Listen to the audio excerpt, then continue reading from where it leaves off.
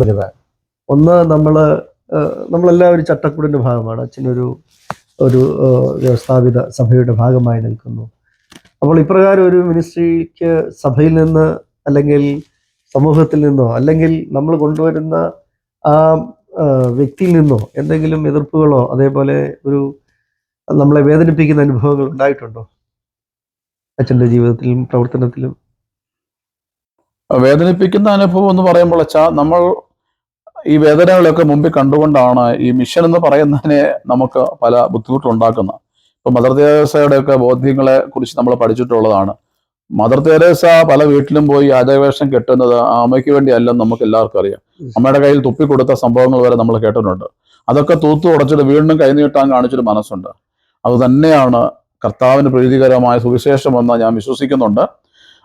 അനുഭവങ്ങൾ ഒരുപാടുണ്ടായിട്ടുണ്ട് വ്യക്തിപരമായിട്ടൊക്കെ. പ്രത്യേകിച്ച് ഇന്ന് ഒരു വലിയ പ്രോജക്റ്റായിട്ട് ബസൈദ ആ നാട്ടിൽ നിൽക്കുമ്പോൾ അതിന്റെ ബിഗിനിങ് സ്റ്റേജ് ഒരുപാട് സങ്കടകരമായ അവസ്ഥകളുണ്ട്. അതായത് ആക്ച്വലി അങ്ങനെ സംഭവിച്ചുകൊണ്ട് പറയുമല്ല, 2-3 ദിവസമൊക്കെ പട്ടിണി കിടന്ന ഒരു കാലഘട്ടമുണ്ട്. ഒന്നും കഴിക്കാനില്ലാത്ത സമയങ്ങൾ ബസൈദയിൽ ഉണ്ടായിട്ടുണ്ട്. ഞാനൊക്കെ ആദ്യത്തെ 3 വർഷമൊക്കെ തറയില് നിലത്താ കിടന്നുകൊണ്ടിരുന്നത്. ഒരു കട്ടിൽ വാങ്ങാൻ അല്ലെങ്കിൽ ഒരു കുഞ്ഞു മെത്ത പോലും വാങ്ങാൻ എനിക്ക് പൈസ ഇല്ലാത്തൊരു കാലഘട്ടം ഉണ്ടായിരുന്നു. ആരോടും പരാതി പറഞ്ഞിട്ടില്ല. അതൊക്കെ സ്വയം അനുഭവിച്ച് തീർത്ത് കർത്താവുമായിട്ടുള്ള ബന്ധത്തിൽ മാത്രം ആ ദിവസങ്ങളൊക്കെ കടന്നുപോയി എന്നുള്ള സത്യം. അപ്പോൾ അനുഭവങ്ങൾ ഒരുപാടുണ്ട്. പിന്നെ ഒരു യാചകവേഷം കിട്ടുക എന്ന് പറയുന്നത്, ഒരാളുടെ മുമ്പിൽ കൈനീട്ടി എനിക്കൊരു 100 രൂപ വേണമെന്ന് പറയുമ്പോൾ മനസ്സുള്ളവർ അത് തീർച്ചയായിട്ടും തരും. ഇഷ്ടക്കേടുള്ളവർ ഒഴിഞ്ഞു പോകും. അത് നമുക്ക് പലപ്പോഴും പ്രിയപ്പെട്ടവരായിട്ടുള്ളവർ നമുക്ക് പലപ്പോഴും നഷ്ടമാകുന്ന ഒരുപാട് അവസരങ്ങൾ ഉണ്ടായിട്ടുണ്ട്. ചിലരൊക്കെ നമ്മളോട് പുച്ഛത്തോട് തന്നെ പെരുമാറുണ്ട്.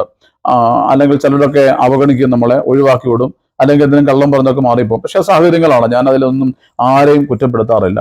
പക്ഷെ ക്രിസ്തുയേശുവിൽ സുവിശേഷ ഉള്ളിൽ കിടക്കുന്നതുകൊണ്ടും ജീവകാരുണ്യ പ്രവർത്തനം സ്വർഗരാജ്യത്തിലേക്കുള്ള വഴിയാണെന്ന് വിശ്വസിക്കുന്നതുകൊണ്ടും ഉറപ്പായും നമുക്ക് ചുറ്റുമുള്ള മനുഷ്യർ, പച്ച മനുഷ്യർ, അവർ സങ്കടപ്പെടുന്നത് നമ്മുടെ സങ്കടമാണെന്ന് തിരിച്ചറിയുന്നതുകൊണ്ടും ഉറപ്പായും ഞാൻ വിശ്വസിക്കുന്നു ഇത് കർത്താവ് ഒരുക്കിയ സത്യസുവിശേഷത്തിന്റെ വഴി തന്നെയാണ്.